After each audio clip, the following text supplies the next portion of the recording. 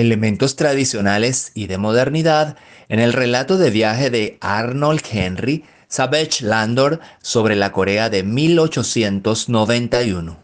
El presente estudio se centró en describir los elementos tradicionales y de modernidad en el relato de viaje Corea o Joseon, la tierra de la calma matutina, sobre la Corea de 1891, autoría del italiano-británico Arnold Henry Savage Landor, a fin de destacar la perspectiva del autor y el contexto a finales del siglo XIX. Arnold Henry Savage Landor fue un explorador, escritor e ilustrador que nació en Florencia en 1865. Durante su vida recorrió más de 50 países. Después de visitar a Japón, realizó un viaje a Corea en 1891, logrando publicar en Londres en 1895 un libro ilustrado de experiencias viajeras titulado Corea o Joseon, la tierra de la calma matutina. Sobre Corea o Joseon, la tierra de la calma matutina, existe una publicación en línea en idioma inglés en la web de la biblioteca digital Gutenberg. Esto es la página del proyecto Gutenberg. 20 años después, el proyecto Historia Olvidada realiza una publicación en físico, con traducción en idioma castellano, edición y comentarios del historiador Luis Javier Nicolás Sánchez. Como marco conceptual, se consideraron las ideas de Alburquerque para la definición del género literario relatos de viaje. La literatura de viajes puede ser factual o ficcional. Si es factual, se corresponde con relatos de viaje. Si es ficcional, se trata de novelas de viajes. Si predominan las narraciones en detrimento de las descripciones, se aleja de los relatos de viaje. Si la médula está formada por las descripciones justas y necesarias, se está cerca del relato. Si abunda la subjetividad ideológica por encima de la objetividad, nos distanciamos del relato. El autor puede aportar objetivamente su experiencia viajera sin menoscabo de su propia visión.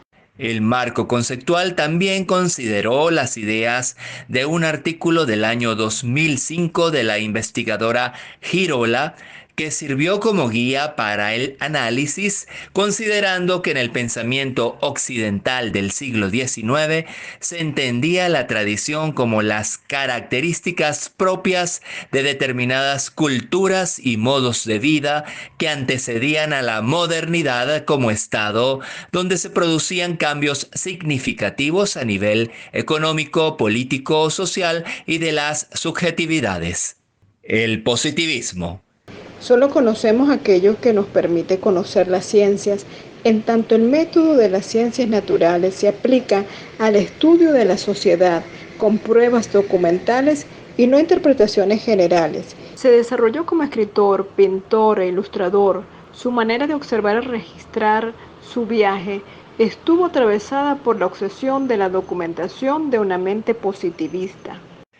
Elementos tradicionales y de modernidad en 15 pasajes del relato de Savage Landor sobre la Corea de 1891. Una mujer tiene derecho a abrir y entrar en cualquier puerta de una casa coreana cuando ve a un hombre extranjero aparecer en el horizonte. El proceso coreano de calentar las casas es único y se utiliza en gran parte de Asia Oriental. En mi opinión, es la única costumbre completamente bárbara que han conservado los nativos coreanos. Recuerdo bien la primera vez que usé un cam, nombre nativo del horno. En esta ocasión sentí tanto calor que pensé que había entrado en un horno crematorio en lugar de un dormitorio. Los botones son un lujo inútil en Joseon, pues ni los hombres ni las mujeres reconocen su utilidad. Por el contrario, los nativos muestran mucha diversión y burla ante el estúpido bárbaro extranjero que va y corta cualquier ojal en la ropa más fina. Los castigos delincuentes. Si el delito ha sido de menor grado, el culpable es sometido al paseo de una tabla, un castigo bastante pesado, pero no demasiado duro para los coreanos. La barbarie adquiere dos connotaciones en el relato de Arnold Henry Savage Landor. Una hace referencia a lo más tradicional y tosco de los coreanos, como el caso del can y el castigo del paseo con una tabla. Otra se centra en lo ajeno de aquel mundo europeo desconocido por los coreanos, pero asociado a la idea de progreso por parte de los propios europeos.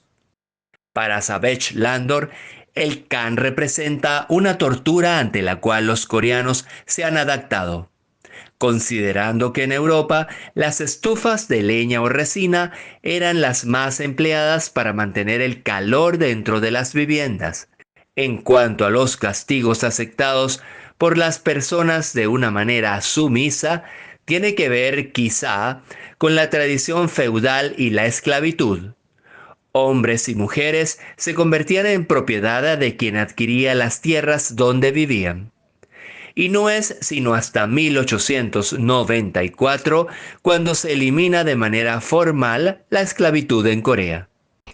El diablo extranjero masculino y el bárbaro extranjero que usa botones en su vestimenta son las maneras como Savage Landor describe lo extraño, lo ajeno por parte de los coreanos, con la idea implícita de que en efecto en Europa esto no es bárbaro.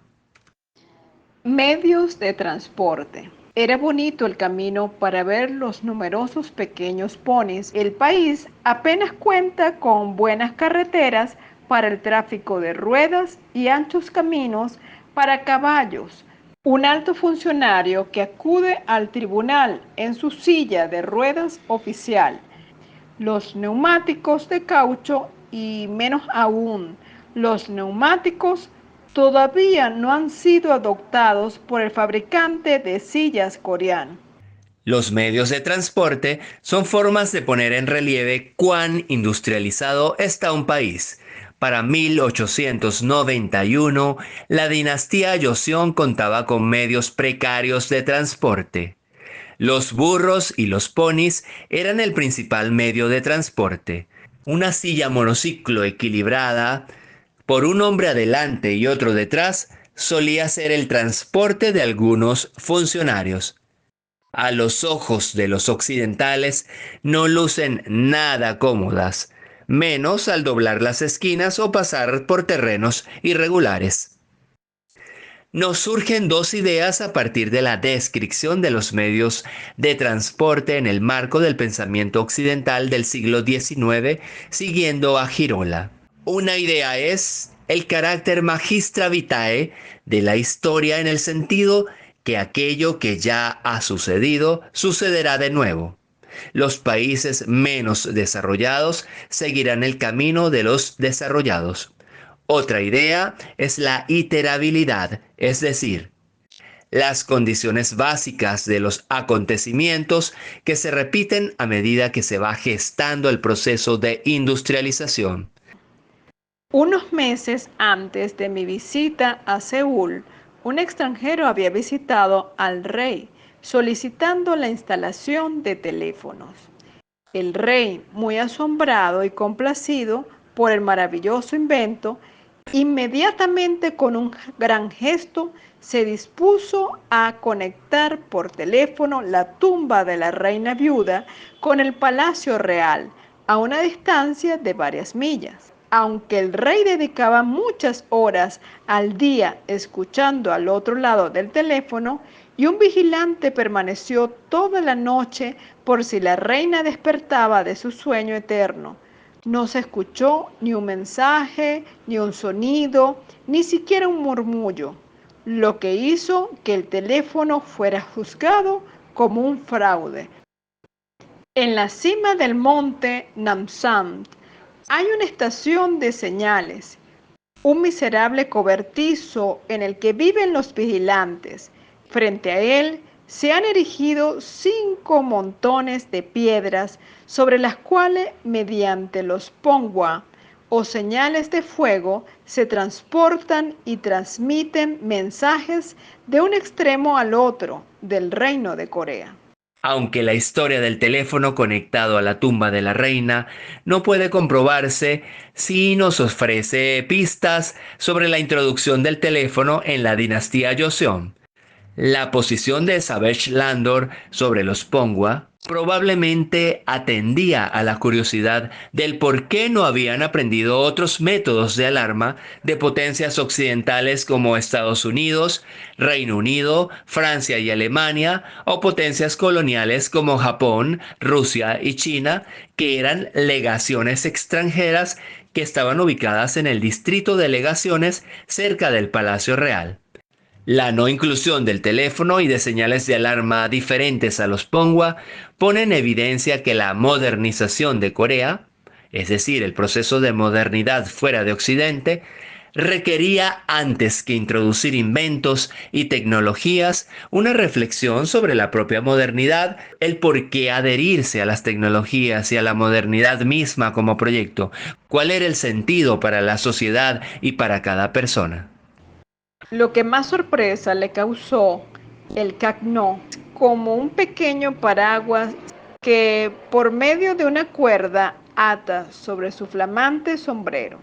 Toma la forma de un cono, excepto, por supuesto, que tendrá multitud de pliegues, pues aquí tienes un paraguas, sin la molestia de cansar tus brazos al llevarlo. Culi de agua lleva sobre sus hombros una disposición peculiar, un largo palo sujeto en forma transversal sobre sus omóplatos, mediante correas que pasan por debajo y alrededor de los brazos, por los que se le permite transportar 2 cubos de agua a la vez. La forma de transportar agua por los coolies la asoció a modos rurales occidentales que no invalidó.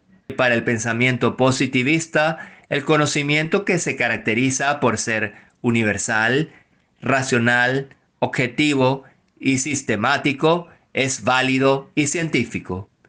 Lo que hizo Savage Landor al describir el Cat-No fue un reduccionismo del ingenio coreano, dada su visión general y universal de la modernidad occidental. Si el Cat-No lo hubiera visto en Europa, seguramente habría hecho una comparación de validación, como en el caso de las cubetas de agua. Intentamos destacar elementos tradicionales y de modernidad en el relato de viaje de Arnold Henry Savage Landor sobre la Corea de 1891.